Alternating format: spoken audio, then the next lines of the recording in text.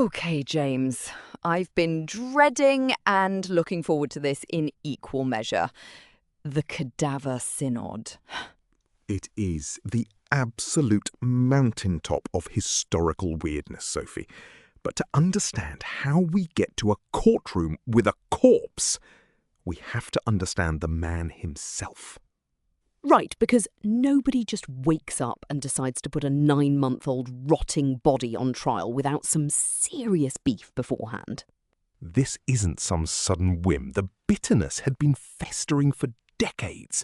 We're talking international espionage, high-stakes medieval power dressing, and a pope fleeing through the night in a peasant's rags. We have to start with the language itself. In Latin, the word Formosus has a very specific meaning. It means beautiful, or well-formed, the handsome one. It is the kind of name you give a baby when you look into the cradle and think, yes, this one is destined for the spotlight, for greatness. And for most of his life, he absolutely lived up to it. He was charismatic, tall, highly educated, and possessed the kind of natural presence that commanded a room the second he walked in. But on a freezing morning in January 897, inside the Basilica of St. John Lateran, that name is about to become the darkest, most twisted joke in the history of the Western Church. Because the man whose name literally meant the handsome one was dragged out of the crypt, a rotting caricature of the beauty he was famous for in life. He had been dead for 9 months. Let that sink in. 9 months in a dark, damp Roman tomb. But under the direct orders of the new Pope, Stephen VI, gravediggers went in, hauled his decomposing carcass out of the earth and brought him to the mother church of Christendom. And they didn't just dump him on the floor, they dressed him. They squeezed his stiff, decaying limbs into the grandest papal vestments, gold silk, heavy scarlet embroidery, the works. They placed the glittering papal tiara on his head, even though there was barely any flesh left on his skull to keep the crown from slipping down over his empty eye sockets. And then they propped him up on the papal throne, just sat him there right in the centre of the sanctuary. Leotprand of Cremona, who writes about this in his chronicle Antipodosis a few decades later, describes the scene with this absolute horrified fascination. He talks about how the skin on Formosus's face had turned completely black and green. The lips had pulled back from the teeth in this permanent, ghoulish grin. And the smell. Oh God, the smell. They were burning massive amounts of heavy Eastern incense and spraying expensive perfumes, but it couldn't drown out the stench of a melting pope. And right next to this rotting monument of vanity stands a terrified teenage deacon. This kid's literal court-appointed job is to stand in the shadow of the corpse, and whenever Pope Stephen screams a legal charge at the dead man, the kid has to answer. He has to tremble, speak in a high-pitched voice, and try to mimic the dead Pope's defence. "I did not usurp the see. I am innocent." This wasn't some backroom tribunal, Sophie. It was the public trial of the century, staged in the grandest church in Rome, in front of the entire Roman aristocracy. It was the ultimate, grotesque fall from grace. But to understand how we got to this theatre of the macabre, we have to look at the man before he was a prop. The teenage deacon, I cannot stop thinking about that poor kid. Imagine that being your first major assignment in holy orders. Right? Welcome to the priesthood, son. Now go stand next to the melting guy and pretend you're him. It's like something out of a horror movie. But before Formosus was the star of this zombie courtroom, he was actually a brilliant diplomat. He was the Vatican's golden boy. If a diplomatic assignment was deemed too volatile, or frankly too lethal for the rest of the Curia, Formosus was the default choice. And his absolute masterpiece was Bulgaria. let's talk about the 860s, because this is where the trouble really starts.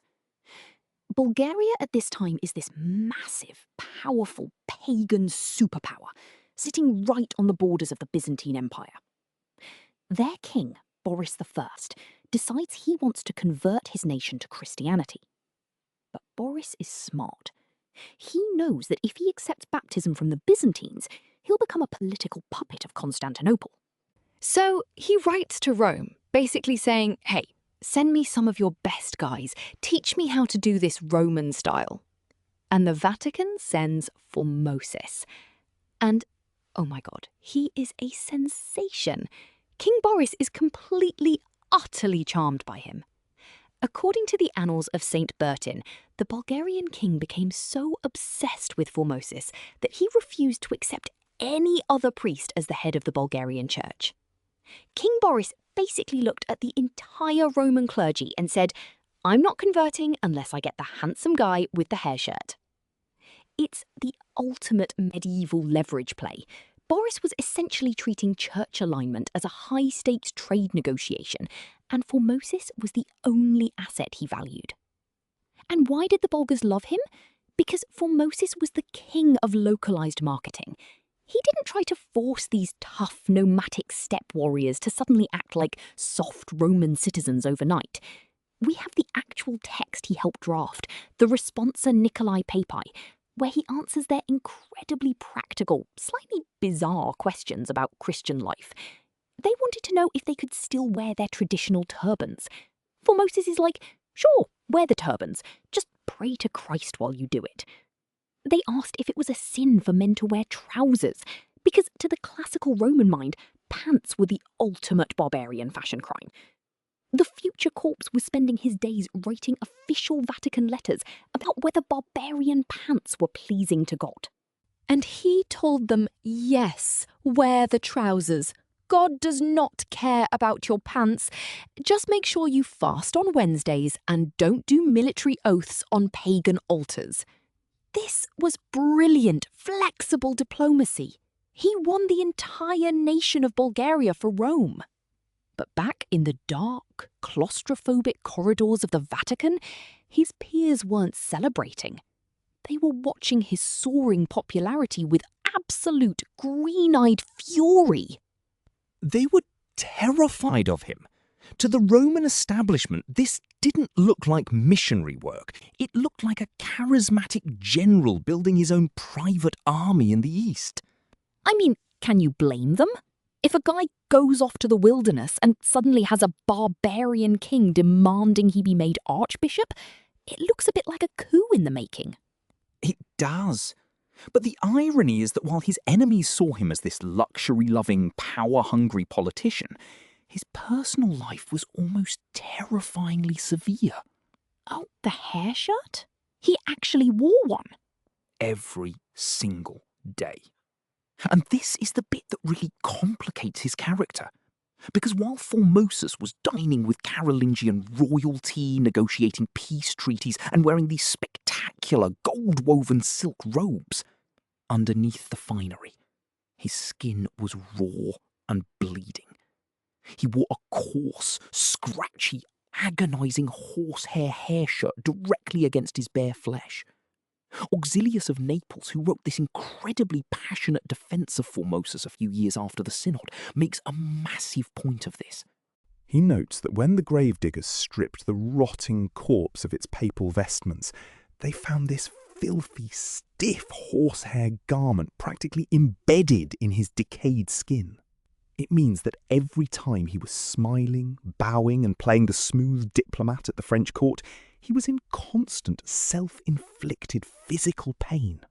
And his diet was just as brutal. In an era where political business was done over massive, multi-course feasts of roast game and spiced wine, Formosus was a strict vegetarian. He survived on water, stale bread, and boiled vegetables. While kings were gorging themselves, he was sitting there quietly picking at a plate of cabbage. So we have this fascinating psychological split. Is this genuine Christian humility? Or is it the ultimate 9th century public relations campaign? It is a brilliant play on medieval expectations. By presenting this extreme self-denial, he was making his political power seem almost divinely sanctioned, the ultimate spiritual armour. But in the early Middle Ages, this extreme asceticism was the ultimate spiritual armour. It made him look untouchable. His supporters could point to his raw skin and say, look, he's not a corrupt politician, he's a living saint. He bleeds for the church. And he was going to need every shred of that spiritual armour, because Roman politics in the late 9th century wasn't a holy calling. The papacy wasn't an office, it was a street gang trophy, passed from one bloody hand to another in the ruins of the old empire. And Formosus, with his international fan base and his raw, bleeding chest, had just walked right into the path of a deeply paranoid dictator. A street gang trophy with a tiara. That is shockingly accurate for the 870s. It really is. It's the Wild West, but with nicer vestments. Oh, but that whole physical suffering aspect is so typical of the period. It's like a competitive sport back then. You're touching on a really crucial aspect of 9th century theology there. Asceticism wasn't just a personal choice, it was highly public and deeply competitive. Seriously, the stuff these medieval clerics did to prove they loved God is just wild. We need to put this in perspective. If you look at the wider European landscape in the 9th and 10th centuries, Formosus's horsehair shirt is actually pretty lightweight. There were monks who would literally sleep on beds of broken glass or jagged pottery just to keep their minds focused on the pains of hell. And the holy eating disorders? Don't even get me started. You have records of saints who would only eat bread if it had been mixed with ashes from the hearth, or who would deliberately drink the dirty, muddy water they used to wash the feet of the local beggars.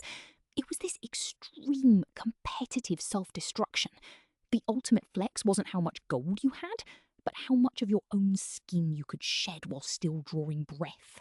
And politically, it was a brilliant shield. If a guy is willing to whip himself until his back is a bloody pulp in a freezing stone cell, how do you threaten him?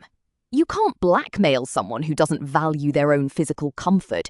You can't bribe someone who only eats cabbage and ash. But while most of these extreme ascetics were starving themselves in remote mountain caves or on top of stone pillars, Formosus was doing something much more dangerous. He was bringing that exact same inhuman mental toughness directly into the absolute sewer of Roman politics. He wasn't hiding from the world. He was using his ascetic reputation as a weapon to climb the ranks of the Roman Curia. And he was going to need every single drop of that psychological resilience, because the man sitting on the papal throne in 872 was Pope John VIII. And John VIII was a man who saw threats in every single shadow. He looked at Formosus' success in Bulgaria, his close ties to the French courts, and he didn't see a successful diplomat. He saw a rival who was building a rogue empire in the Balkans. He saw a man who wanted his crown. And in 876, John VIII decided to strike first. He launched a massive, coordinated legal and spiritual assault that would completely shatter Formosus' world. John VIII was ruthlessly efficient. He didn't just want to demote Formosus, he wanted to socially and legally execute him. He really did. It was the medieval equivalent of a massive corporate smear campaign mixed with high treason charges. And in 9th century Rome, when a paranoid pope charges you with treason, you don't stay to argue your case in court. No, because court usually involved a very hot iron bar and a couple of guys holding you down while they took your eyesight. Exactly. Blinding was the ultimate political tool of the era. It was clean, it was permanent, and canonical law said a blind man could never become pope. So our handsome diplomat decides it's time to test his running shoes.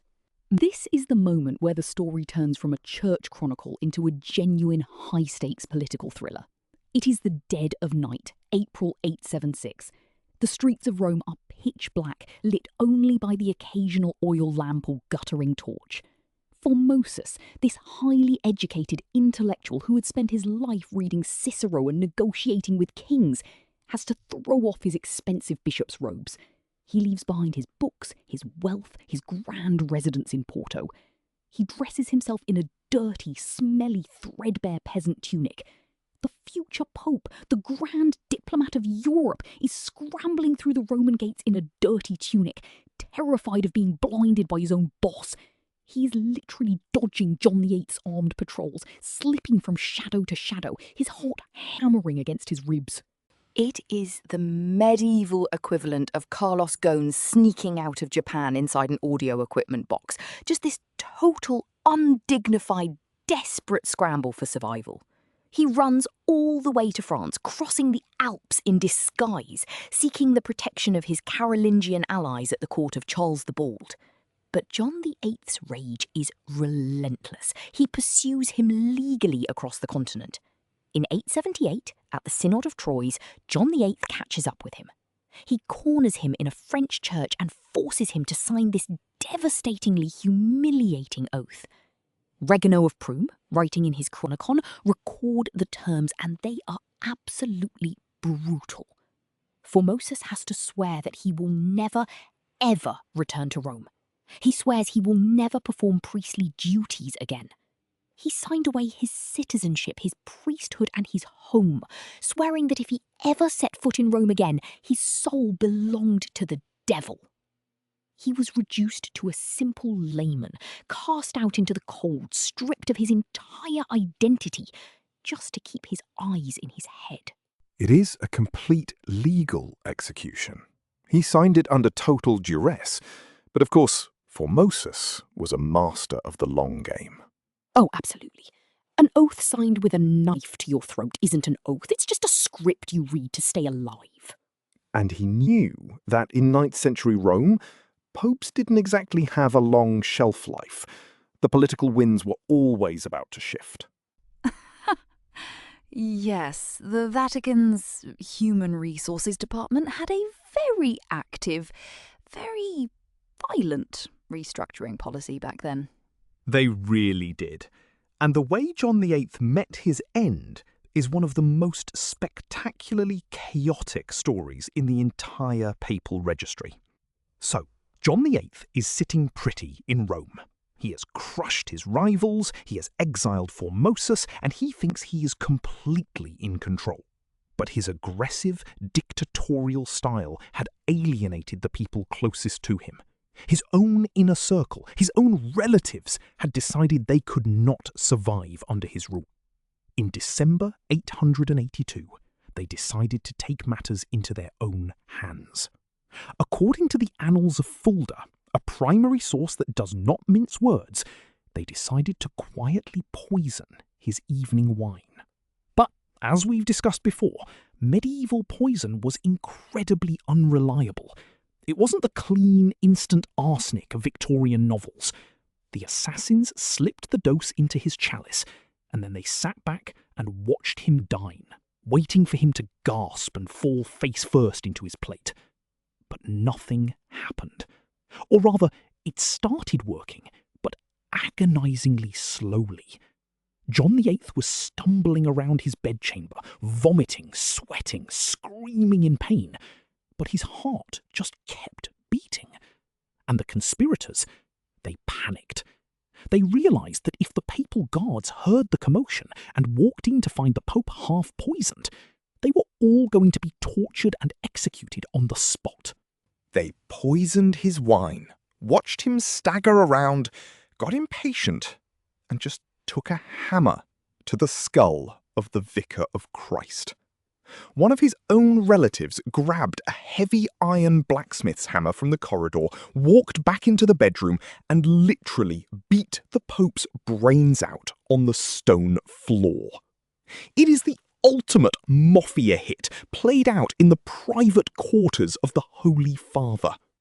And the second that hammer fell, the entire political structure of Rome collapsed and rearranged itself in an instant. The next pope, Marinus I, was from the anti-John faction.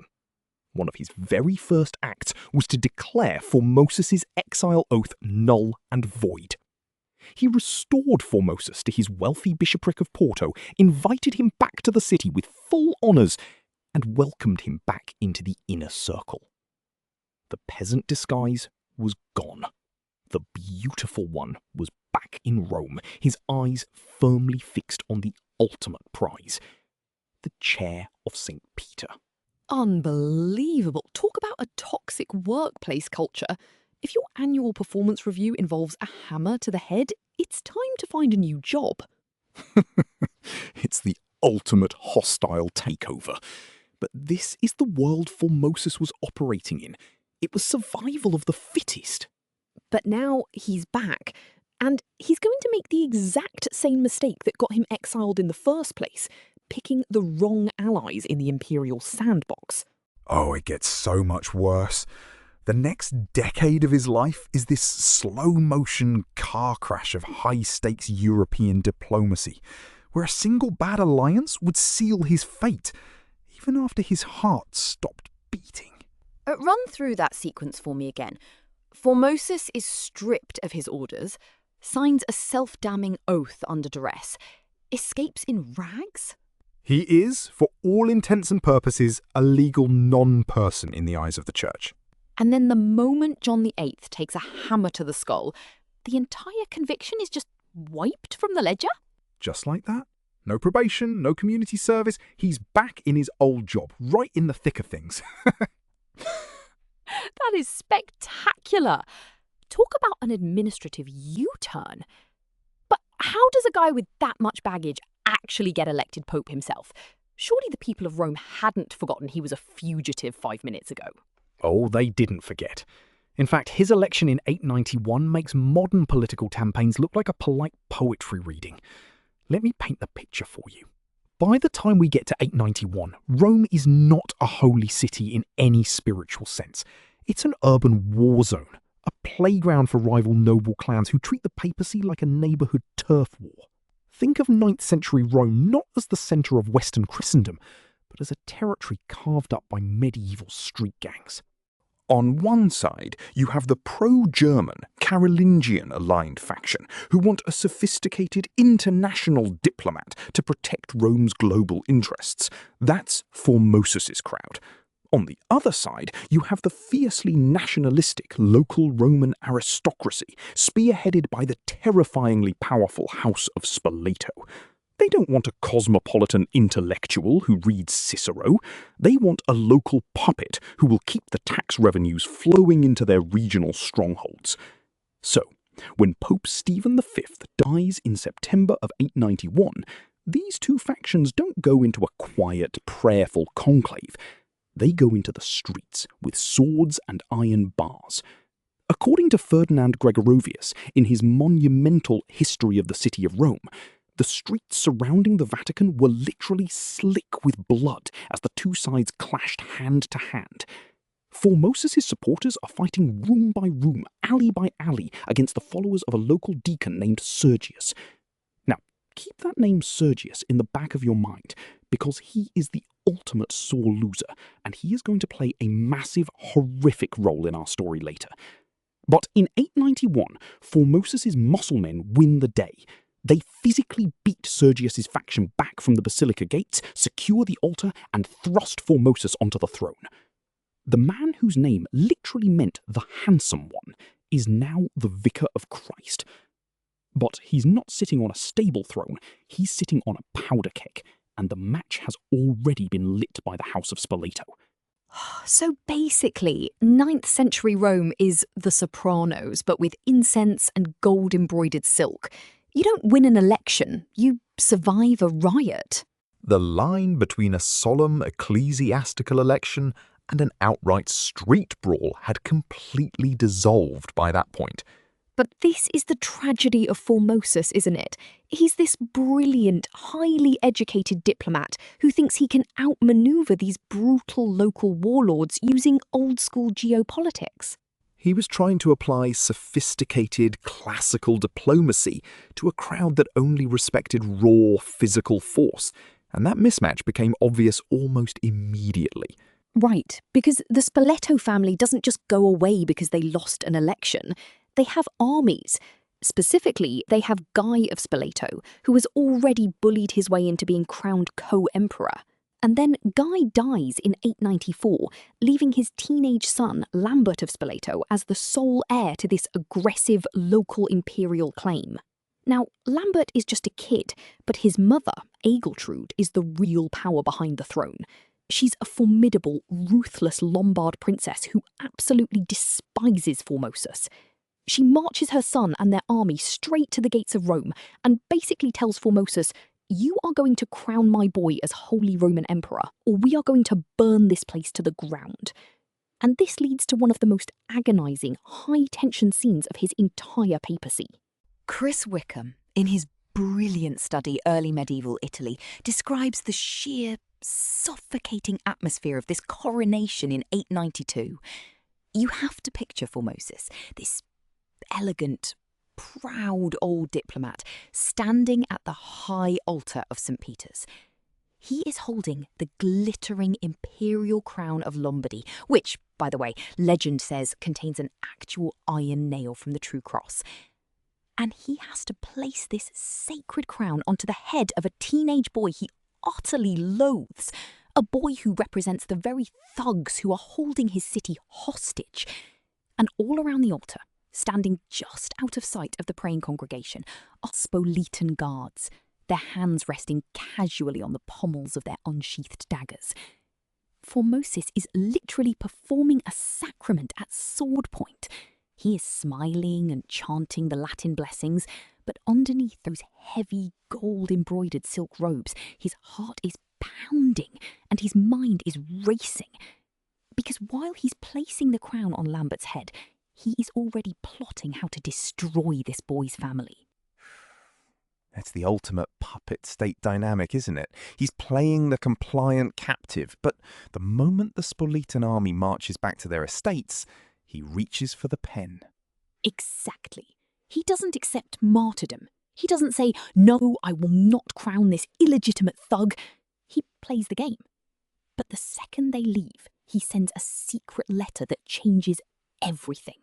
And this is the letter that would ultimately lead to his corpse being dug up. He looks north, past the snow-covered peaks of the Alps, and he writes to the one man who has the raw military power to crush the Spoletos. Arnulf of Carinthia, the East Frankish king, the illegitimate Carolingian titan. Yes, he invites a foreign German army to invade Italy and liberate the papacy. It's a massive, high-stakes gamble. And, let's be honest, it's also a bit of a double cross. He's just crowned Lambert, and now he's texting the neighbour to come and beat Lambert up. It is the classic medieval double cross. And Arnulf accepts the invitation. He marches south with this massive ironclad German army in 895, tearing through northern Italy like a storm. By early 896, Arnulf's forces are standing outside the walls of Rome, specifically surrounding the Leonine city, which is where the Spoletans have locked Formosus away as a hostage. Now, the Roman walls are incredibly formidable.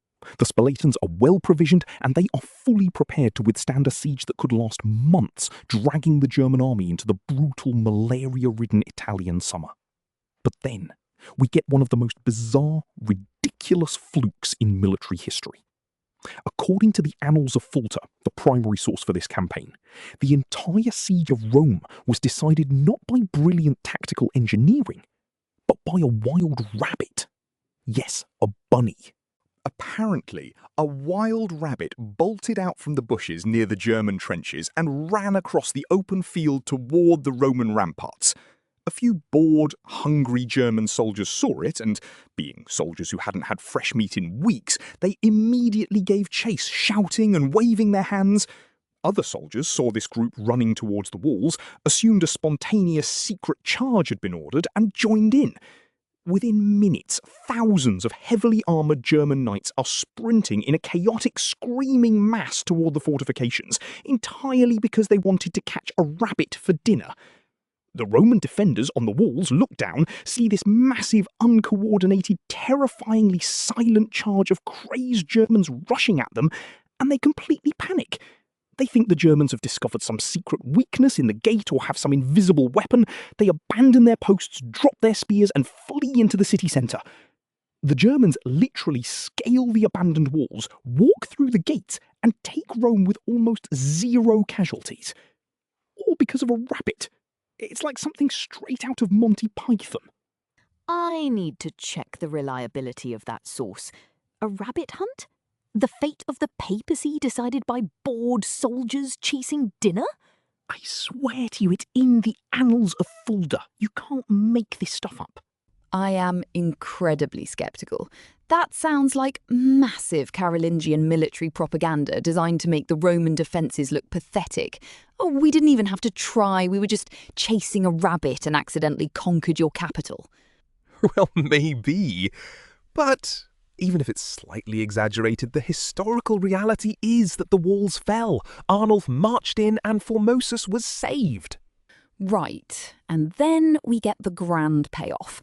In February of 896, Formosus crowns Arnulf as Holy Roman Emperor in St. Peter's. The German Titan is now his official protector, and the Spoletos are on the run.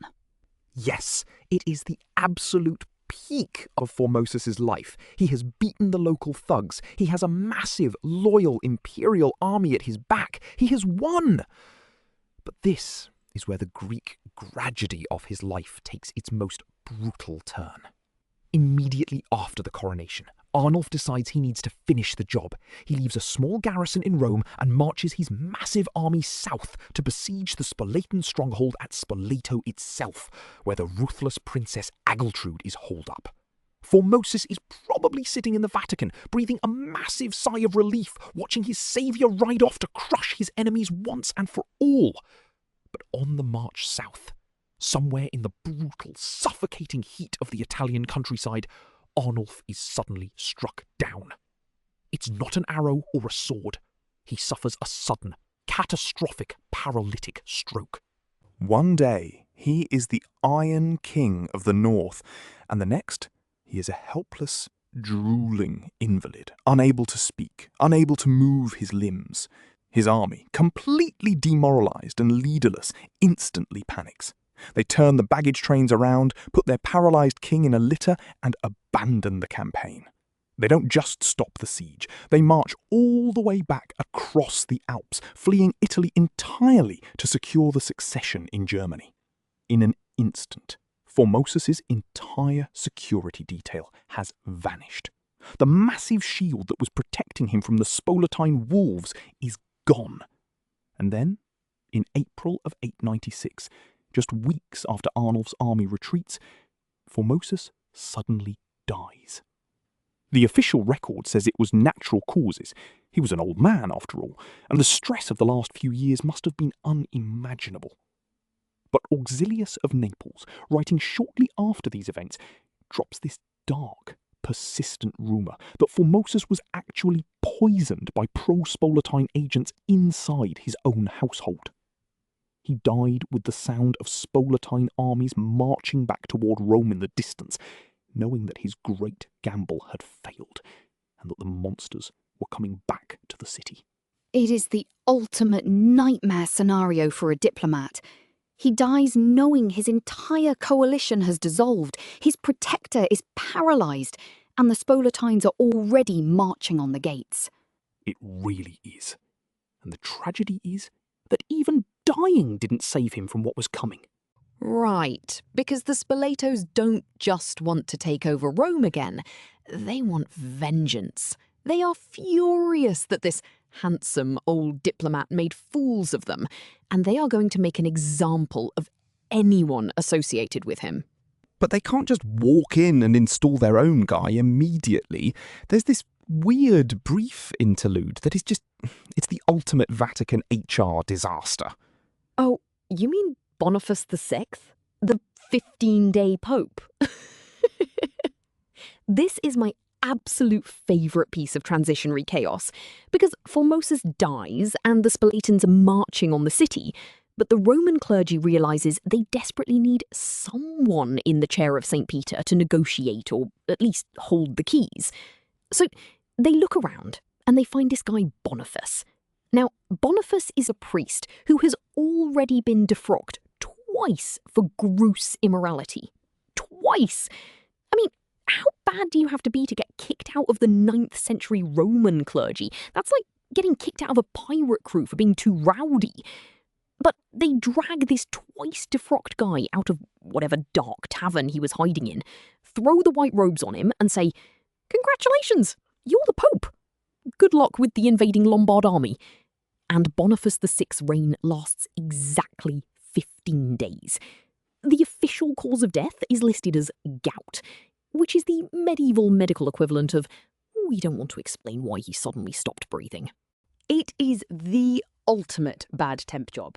You walk in on Monday, you realise the office is haunted, the previous boss was likely poisoned, there's a hostile takeover army outside the window, and by Friday you've mysteriously died of gout. And with Boniface dead, the gates of Rome are thrown wide open, and the Spoletan puppet, Stephen VI, is installed on the throne. Gout. Yes, the highly contagious, rapidly fatal 9th century papal gout. It's amazing how many popes caught that specific disease. It's a miracle of science, really. But now Stephen VI is in charge, and he is completely under the thumb of Lambert of Spoleto and his mother Angiltrude, and they want a show trial. They don't just want a political execution, which, again, is hard to do because Formosus is already dead. They want to legally and spiritually annihilate his entire legacy. Which brings us to the actual charge, because they can't just put him on trial for being mean to the Spoletos. They need a canonical crime. Right. And the charge they settle on is this fascinatingly obscure theological crime called translatio, which literally translates to translation. But in canon law, it means something much more specific. To understand this, you have to understand how the early medieval church viewed the relationship between a bishop and his diocese. According to Canon 15 of the Council of Nicaea, and this is a law that goes all the way back to 325 AD, a bishop was spiritually married to his bishopric. It was a sacred, indissoluble bond. If you were ordained as the Bishop of Porto, Porto was your wife. You could not desert your wife to marry a wealthier, more prestigious diocese like Rome. To do so was considered spiritual bigamy. It was a sin of extreme greed and ambition.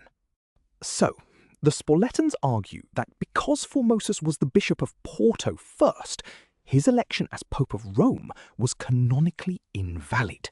He was an adulterer, a spiritual bigamist who had abandoned his first love for the glittering gold of the Vatican. Now, of course, this was complete and utter hypocrisy.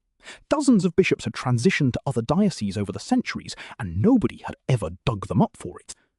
But Joseph Dorr, in his classic analysis of the trial, points out that the Spoletans needed a highly technical, canonical loophole to justify what they were about to do. And they wanted this trial to be as public and spectacular as possible. They didn't hold it in some dark, secret Vatican basement. They held it in the Basilica of St. John Lateran, the mother church of the entire Western world. This was the grandest stage in Christendom, and they were about to turn it into a house of absolute horrors. The theological gymnastics are remarkable, but the hypocrisy is what strikes me. If they invalidate Formosus's entire papacy on those grounds, doesn't that unravel Stephen's own legitimacy? Oh, Sophie, this is the absolute peak of congratulations, you played yourself. It is one of my favourite ironies in all of human history. Because, wait, who ordained Stephen VI as a bishop in the first place? Yes! Formosus did! Formosus was the one who consecrated Stephen as Bishop of Anagni. So if Formosus wasn't a real bishop, and his papacy was completely invalid, then all of his ordinations are invalid too. Which means Stephen VI wasn't legally a bishop, which means he couldn't legally be pope. He literally constructed a legal argument that proved he himself was an imposter. That is absolutely mind-boggling. He is so blinded by hatred and pressure from the Spoletos that he doesn't realise he's soaring off the very branch he's sitting on. It is canonical suicide. But in January of 897, logic has completely left the building. The stage is set for the most grotesque event in church history. The Cadaver Synod itself. The trial of a 9-month-old rotting corpse. So, we are on the precipice. January of 897. The city of Rome is freezing.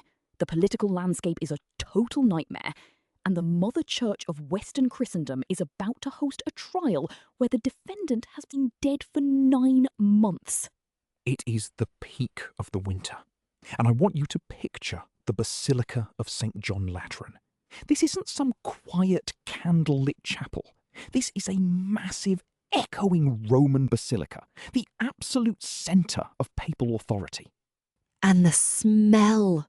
James, I cannot stop thinking about the physical reality of what they were about to bring into that room. Well, that is the thing. Let's not sugarcoat it. They dug him up.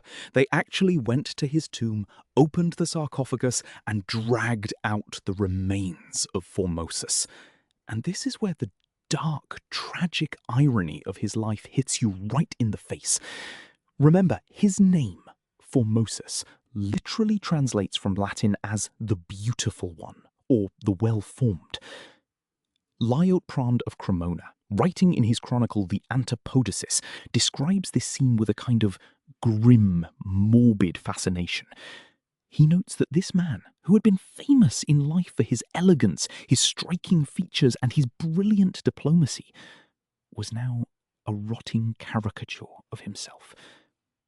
They took this 9-month-old decaying corpse and they didn't just lay him on a table. They dressed him. They pulled the stiff, rotted limbs into the luxurious papal vestments, the gold-embroidered silk, the heavy red robes. They propped him up on the throne.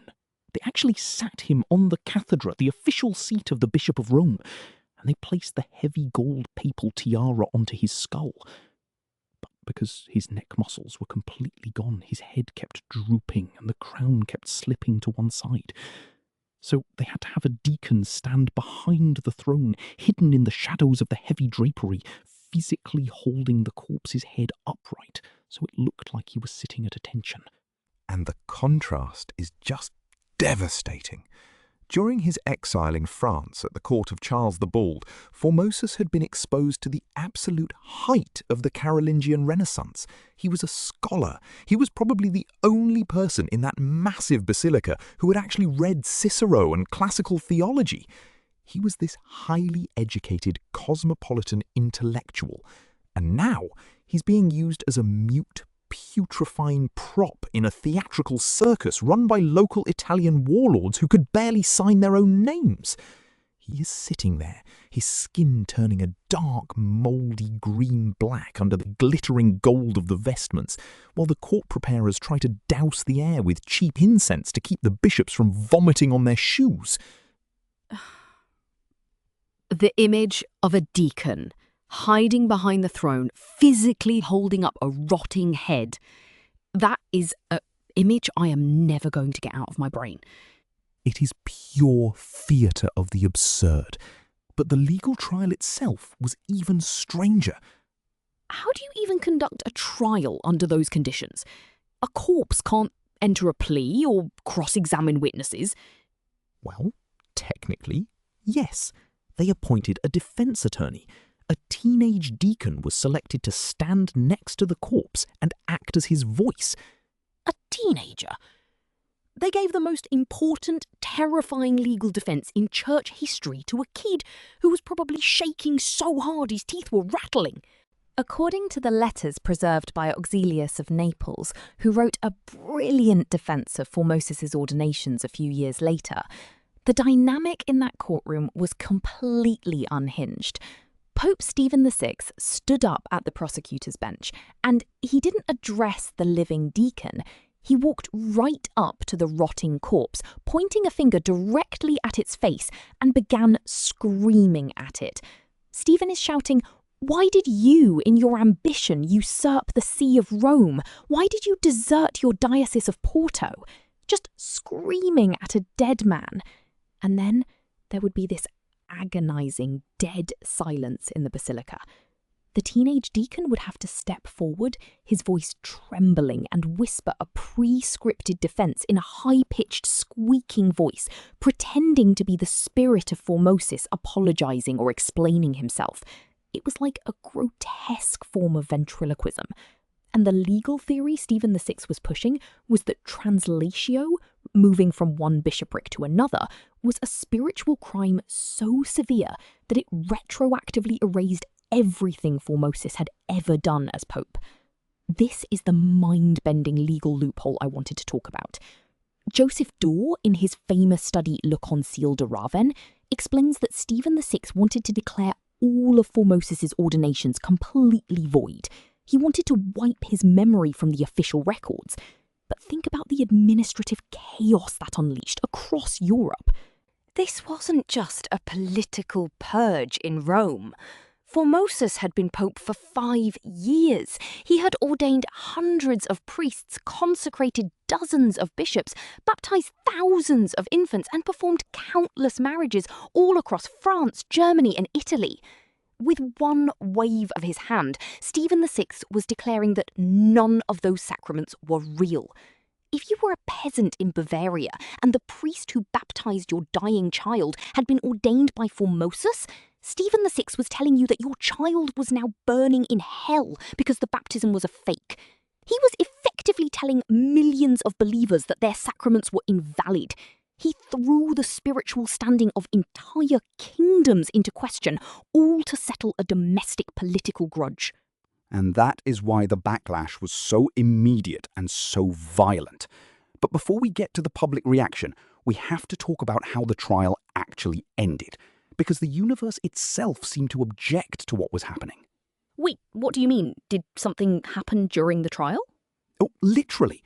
Right in the middle of Stephen VI's screaming match with the corpse, a massive earthquake struck Rome. No way. You are making that up. That is too cinematic. I swear to you, it is in the primary sources. Gregorovius writes about this in detail. The earth shook so violently that the roof of the Basilica of St. John Lateran, the very building they were in, partially collapsed. Heavy stone tiles and plaster came crashing down from the ceiling, shattering on the marble floors. The heavy tapestries were swaying, and the entire basilica was filled with a thick cloud of dust. People were screaming, running for the doors, convinced that the wrath of God was coming down to crush them. But Stephen VI was so consumed by his rage and so terrified of the Spoletan guards standing at the back of the room that he refused to stop the trial. He ordered the bishops to stay in their seats. They literally finished the trial while the building was crumbling around them. Naturally, the verdict was guilty. There was never any doubt.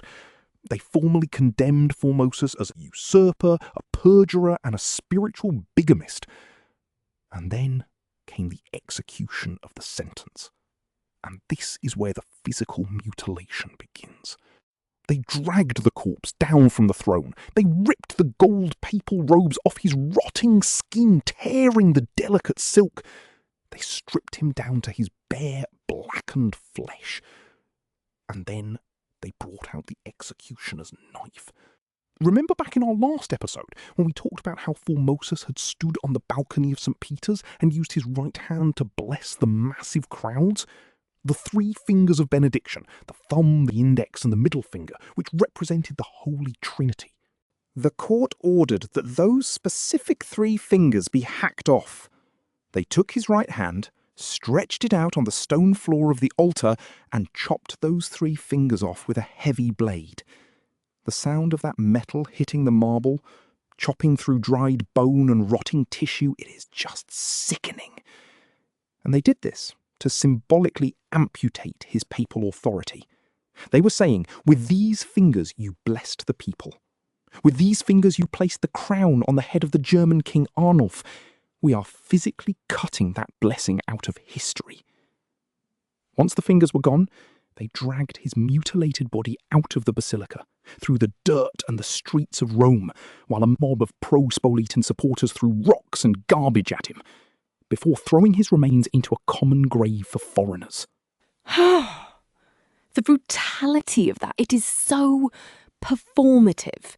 It is not enough to ruin his memory. They had to physically mutilate the corpse's hand. But wait, did his body actually stay in that grave? No, it got worse. A few days later, grave robbers, or perhaps agents of Stephen VI, dug him up again, tied heavy stones to his feet, and threw him directly into the Tiber River. Because of course they did. If you want to erase someone in the ancient world, you throw them in the river. But this is where the story takes a massive, unexpected turn, because the people of Rome did not take this well. If Stephen VI thought this public desecration was going to terrify the populace into submission, he completely miscalculated. The Roman public was deeply superstitious. They might have been used to their popes being poisoned or strangled, which, by the way, was practically a job requirement in the 9th century. But desecrating a corpse? Putting a dead pope on trial in the mother church while an earthquake literally shakes the roof down? That crossed a line. It felt like they were inviting the actual wrath of God into the city streets. The mood in the city shifted from fear to absolute boiling fury. Within 7 months of the trial, a massive popular uprising broke out. The ordinary people of Rome, supported by a faction of noblemen who had finally had enough of the Spoletan tyranny, stormed the Lateran palace.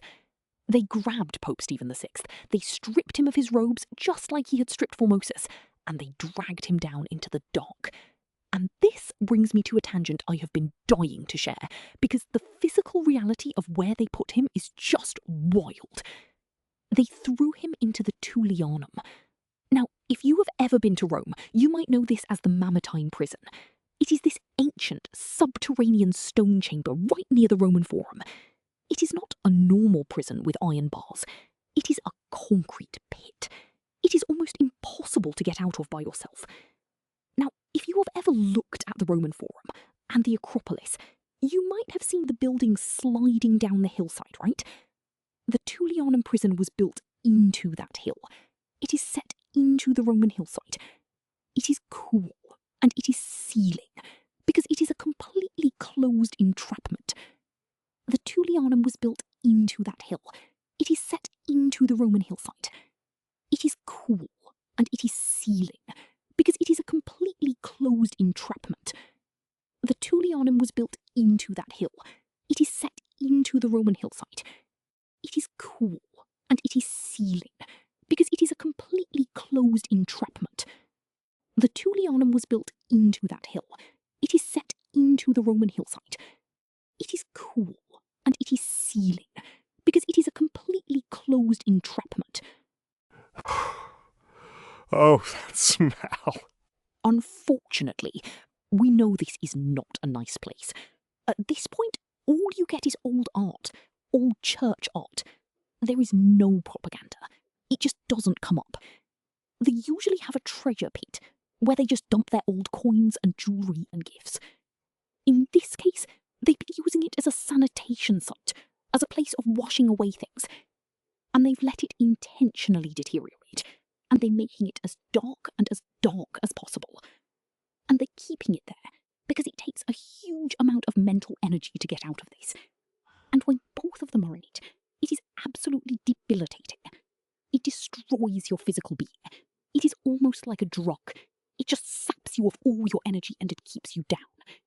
When both of them are in it is absolutely debilitating. It destroys your physical being.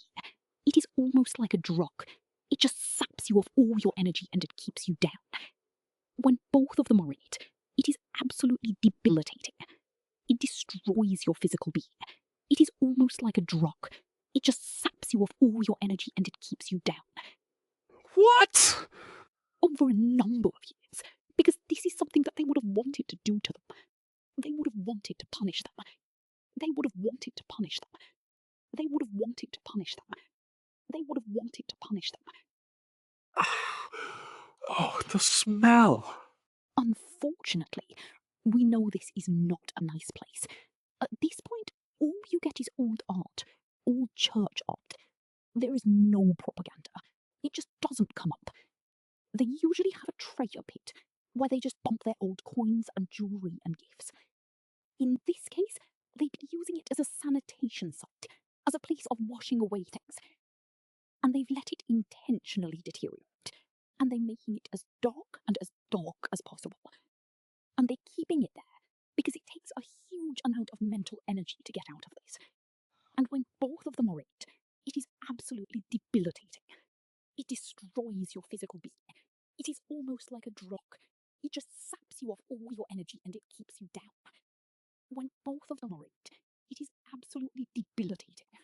It destroys your physical being. It is almost like a drug. It just saps you of all your energy and it keeps you down. What? Over a number of years. Because this is something that they would have wanted to do to them. They would have wanted to punish them. They would have wanted to punish them. They would have wanted to punish them. They would have wanted to punish them.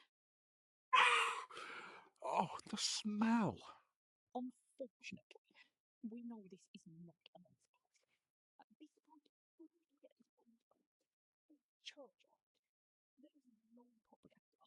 It just doesn't come up. They usually have a treasure pit where they just dump their old coins and jewellery and gifts. In this case, they've been using it as a sanitation site, as a place of washing away things. And they've let it intentionally deteriorate. And they're making it as dark as possible. And they're keeping it there because it takes a huge amount of mental energy to get out of this. And when both of them are in it is absolutely debilitating. It destroys your physical being. It is almost like a drug. It just saps you of all your energy and it keeps you down. When both of them are in it is absolutely debilitating. It destroys your physical being. It is almost like a drug. It just saps you of all your energy and it keeps you down. What? For a number of years. Because this is something that they would have wanted to do to them. They would have wanted to punish them. They would have wanted to punish them. They would have wanted to punish them. They would have wanted to punish them. What? Over a number of years. Because this is something that they would have wanted to do to them. They would have wanted to punish them. They would have wanted to punish them. They would have wanted to punish them. They would have wanted to punish them. What? It is essentially a two-story stone dungeon. The lower chamber, the Tullianum itself, is a pitch-black circular dome made of massive volcanic stones. In the 9th century, there was no door. The only way in was through a small circular hole in the ceiling.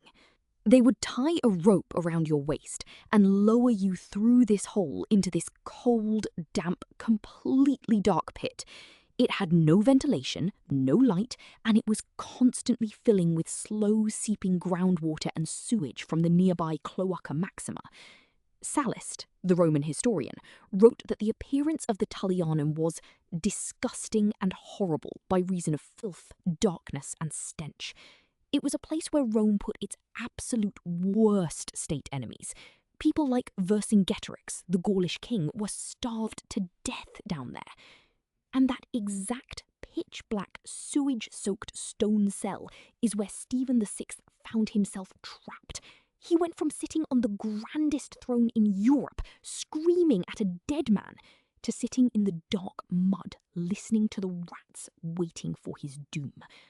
And in August of 897, just 7 months after he cut the fingers off Formosus's corpse, someone was lowered down into that hole with a rough cord, and Stephen VI was quietly, brutally strangled to death in the dark. Talk about a rapid career downshift. From the Vicar of Christ to the bottom of a sewage pit in half a year. That is some serious historical karma. It is. But the story doesn't stop with Stephen's death, because while Stephen was rotting in his own grave, the body of Formosus was still floating in the Tiber. Right. the river, which in a weird way became the setting for his ultimate vindication. Yes, and this is my favourite part of the entire saga, because it moves from this grotesque political horror film into something almost beautiful and legendary. The body of Formosus had been floating in the Tiber for weeks. Now, normally, a corpse in the river would just disintegrate or be swept out to sea. But according to the medieval chronicles, his body washed ashore near the mouth of the river, near Ostia. And a local fisherman, dragging his nets through the reeds in the cold morning fog, snagged something heavy. He pulled it in, thinking it was a large fish or a log, and realised he had dragged up the waterlogged, muddy body of Pope Formosus. The news spread like wildfire through the local peasant communities, and because the people of Rome were already furious about the Cadaver Synod, they immediately declared this a miracle. They claimed that the river itself had refused to destroy the Pope, that the waters had gently preserved him and delivered him back to his people. People started flocking to the riverbank to touch the body. There were reports of miraculous healings. But the detail that absolutely slays me, the one that brings our entire narrative arc together, happened when they began to clean the mud off his body.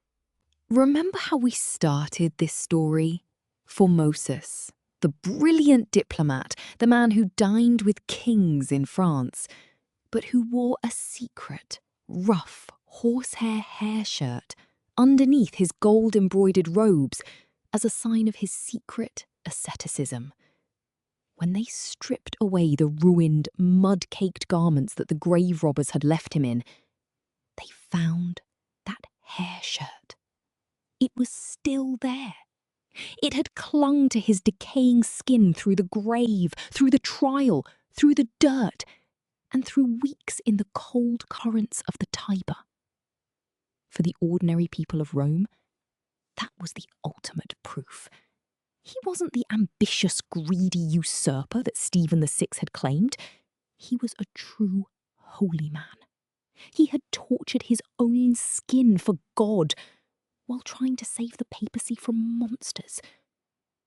They took the body, wrapped it in clean white linen, and hid it in a safe place, waiting for the political winds to change so they could give the beautiful one the burial he actually deserved.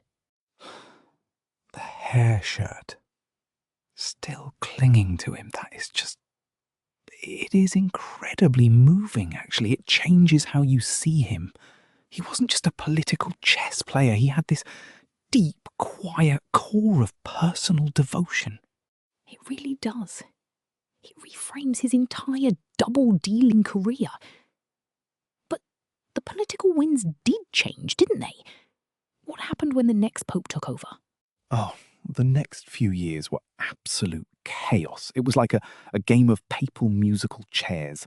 The papacy went through 4 different popes in the space of a single year. 4 popes in 12 months? That is a worse retention rate than a modern fast food joint. It really was. First, you have Pope Romanus, who lasts for about 4 months before he is quietly deposed and forced to become a monk, which, honestly, was probably a relief. Then comes Pope Theodore II.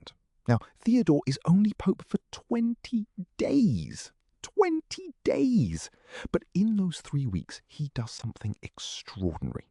He formally rehabilitates Formosus. He has the body retrieved from its hiding place, and he decides to bring Formosus back to St. Peter's Basilica for a proper, solemn funeral.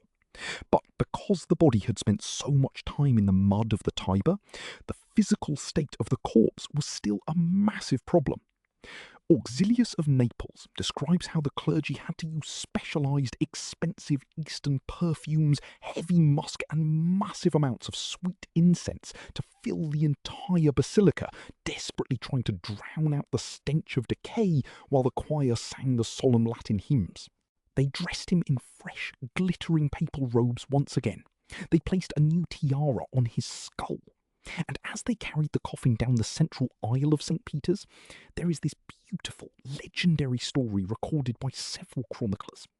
They claimed that as the coffin passed the stone statues of the various saints and past popes that lined the nave, the statues themselves bowed.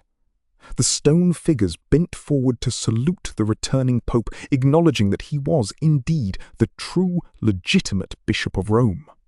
A few years later, Pope John IX held two separate synods, one in Rome and one in Ravenna, that officially declared the Cadaver Synod null and void. They burned the records of the trial. They reordained all the priests that Stephen VI had defrocked, restoring peace to the European Church. They passed a strict new law. From that day forward, no dead person could ever be put on trial. It is a law that remains on the books of canon law to this very day. You cannot sue or try a corpse in the Catholic Church. They had to write a law for that because of this single insane month in 897. And so, Formosus was finally laid to rest in the papal crypts, next to the tomb of St. Peter itself. He had been dug up, dressed like a doll, screamed at by an emperor's puppet, mutilated, dragged through the streets, dumped in a common grave, thrown in the river, and dragged up by a fisherman. But in the end, he returned to the grandest church in the world. The beautiful one was physically destroyed. His fingers lay somewhere in the dust of the Lateran. But his legal and spiritual legacy outlasted the monsters who had tried to erase him. The corpse won. Oh, the corpse won. I mean, it is a bittersweet victory, but it is a victory. It's just incredible to think that a single man's life could contain that much wild, high-stakes drama. It really is. When you look at the 9th century, it's easy to just see a list of obscure names and dates. But when you zoom in on a figure like Formosus, you see this deeply human, messy, terrifying reality. And it answers our big thematic question for this episode, doesn't it? How does a sacred institution lose its mind? How do you think it does? It's when the office becomes more important than the soul. When the papacy became a trophy for street gang nobility, they stopped seeing the spiritual reality of what they were doing. They were so blinded by the desire to destroy their enemies that they were willing to tear down the very walls of their own house to do it. Exactly. Stephen VI was so desperate to please the Spoletos and secure his own power that he committed canonical suicide. He literally destroyed his own claim to the papacy just to humiliate his predecessor's rotting bones. But before we close out this episode, we have to address one final lingering detail. What about Sergius? The deacon who fought in the streets during Formosus' election, the one who helped organise the Cadaver Synod. Ah, yes, Sergius, the man who was lurking in the shadows of this entire trial. He didn't just disappear, did he? Oh no, he fled Rome when Stephen VI was overthrown. But 7 years later, in 904 AD, he returned, with an army of Spoletan soldiers behind him. Wait, he came back? He came back. He seized the Vatican gates by force. He declared himself Pope Sergius III. And do you know what his very first official act as Pope was? Please don't tell me he dug up Formosus again. He did! He reversed the reversals! He declared the rehabilitation invalid, put the memory of the corpse back on trial, and launched what historians call the pornocracy, the absolute lowest, most corrupt era in the history of the Vatican. Unbelievable. The 9th century just refuses to let this poor man rest. It is the trial that literally never ends. It really is. But that, my friend, is a story for another day. I cannot wait. Well, that is all the time we have for this episode of Past Tense. If you enjoyed this dive into the absolute madness of the medieval Vatican, make sure to subscribe, leave us a review, and tell your friends about the time a pope was put on trial as a rotting corpse. And remember, next time you think your office politics are bad, Just be glad your boss isn't trying to dig you up and hack your fingers off. Seriously. Keep it clean, keep it historical, and we will see you next week. Goodbye, everyone.